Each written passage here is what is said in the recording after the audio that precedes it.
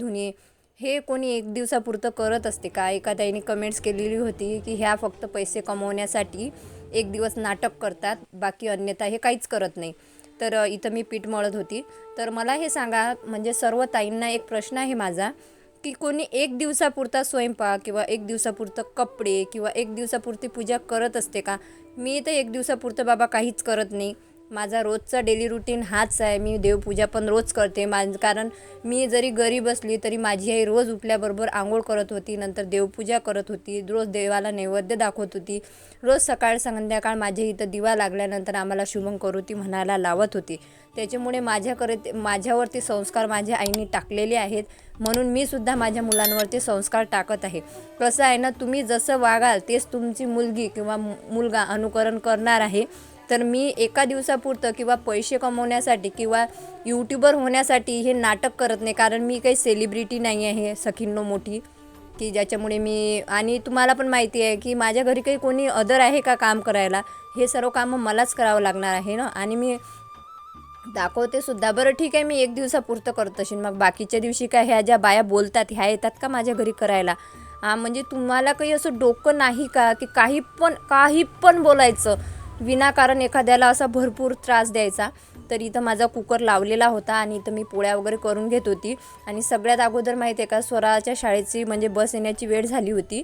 तर मी सगळ्यात अगोदर स्वरासाठी 2 पोळ्या करून घेतल्या. आणि कसं डाळ व्हायला वेळ होती आणि पातळ भाजी तिच्या टिफिनमध्ये नेली तर बॅग वगैरे खराब होती, तर त्याच्यामुळे मी काल तिला टोमॅटो सॉस दिला आणि 2 पोळ्या मी तिच्यासाठी करून घेतल्या. आणि पोळ्या झाल्यानंतर स्वराज रडू लागला. तर स्वराजला अगोदर मी म्हणजे दूध वगैरे दिलं आणि दूध दिलं, त्याला झोपून दिलं आणि नंतर पुन्हा मग मी गॅसजवळ आली. तर इथं माझा कुकर झालेला होता, चहा पण करावा लागतो, असं माझी सकाळची धांदल असते. आणि काही मला वाटते आम्ही फक्त नाटक करतो. तर माझा चहा घेऊन झाला होता आणि स्वराजला सुद्धा मी फिडिंग करून घेतलं, म्हणजे दूध दिलं स्वराजला. आधी मी त्याला अंगावरचं दूध देत असते, नंतर मी त्याला बॉटलचं पण दूध देते. तर स्वराजला थोडंसं मी अंगावरचं दूध दिलं आणि स्वराज पाण्यामध्ये झोपून गेला आणि त्याची भूक होत नाही, मग तो रडतो. तर इथं मी स्वराजसाठी दूध गरम करून घेतलं आणि बॉटलमध्ये टाकलं. आणि गणेशजी सकाळी म्हणजे मी कामात असते, त्याच्यामुळे ते दूध देण्याचं काम गणेशजीचं असते सकाळी. तर गणेशजी स्वराजला मिल्क देऊन देतात, म्हणजे दूध देऊन देतात, गाईचं दूध वापरत असते मी.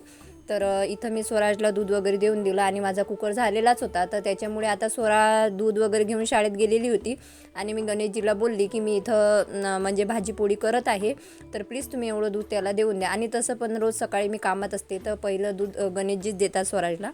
तर इथं माझा भात वगैरे झालेला होता, पण भातामध्ये थोडंसं पाणी होतं, तर मी ते गॅसवर गरम करून घेतलं. आणि नंतर मग इथं मी भाजी करायला घेतली आणि गणेशजीला म्हटलं दूध देऊन द्या स्वराजला आधी. तर इथं गणेशजी स्वराजला दूध देत होते. लाईन पण गेली, तर त्याच्यामुळे प्रॉब्लेम झाला. नंतर मी देवासाठी आधी नैवेद्य करून घेतले आणि नैवेद्य झाल्यानंतर आता गणेशजीचा पूर्ण टिफिन असा तयार होता, म्हणजे मस्तपैकी. हे बघा, सर्व पसारा असाच करून चालले जातात हे गणेशजी स्वरा. हे बघा, लाईट लावावं लागणार. हां, तर स्वरा आमची शाळेतून आलेली आहे, ती करत आहे अभ्यास. बघा,